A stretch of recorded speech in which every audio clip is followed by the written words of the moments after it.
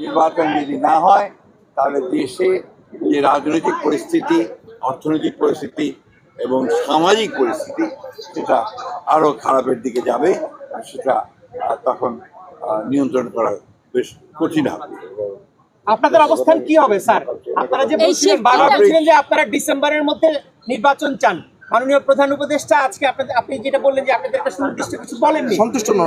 আপনারা সন্তুষ্ট না, আপনাদের অবস্থানটা কি হবে? আমরা আবার আপনাদের সামনে আসবো, আলোচনা করে তাদের সঙ্গে আরেক দলের অন্যান্য মিত্র দল আছে তাদের সঙ্গে আলোচনা করে তখন আবার আপনাদের সামনে।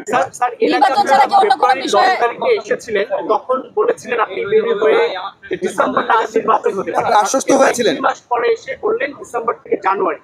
সময় কি প্রলম্বিত হচ্ছে বলে মনে করছেন আপনারা? ডিসেম্বর থেকে জানুয়ারি না, ডিসেম্বরে হতে পারে। এটা ডিসেম্বরের কথাই বলা হয়েছে। উনি এই কথা বলেননি যে ডিসেম্বরে হবে না, কিন্তু জুন পর্যন্ত নিয়েছেন। আমরা এই কথা পরিষ্কার করে বলেছি যে hour cut off time is December. কিন্তু এই শিফটিংটা কেন স্যার? এটা তো আমি বলতে পারবো না। উনি কি করে ব্যাখ্যা করেন? আপনি জানেন ব্যাখ্যাটা? স্যার প্রশ্নটা হচ্ছে স্যার আপনারা তো প্রশ্ন একটা একটা করে আসলে আমরা উত্তর দেওয়া সহজ হবে। ডিসেম্বরের মধ্যে যদি নির্বাচন এর আগে আপনি বলেছিলেন ডিসেম্বরে নির্বাচন হবে, আজকে কিন্তু স্যার সেই শিডিউল পাওয়া যায়নি। আপনারা কি করতে চান? আমরা যে বললাম আমরা আমাদের দলের সঙ্গে অন্যান্য দলগুলোর সঙ্গে আলোচনা করে আমরা স্যার আপনি গত 10 তারিখে যে মিটিংটা হয়েছিল এই উপদেষ্টার সঙ্গে, সেখান থেকে বেরিয়ে আপনি বলেছিলেন যে আলোচনায় আপনারা আশ্বস্ত হয়েছেন, কিন্তু আজকে বললেন সন্তুষ্ট নয়।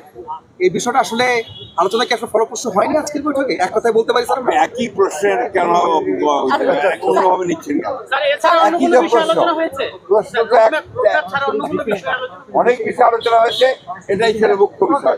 ধন্যবাদ স্যার, এই যে মাননীয় মহাসচিব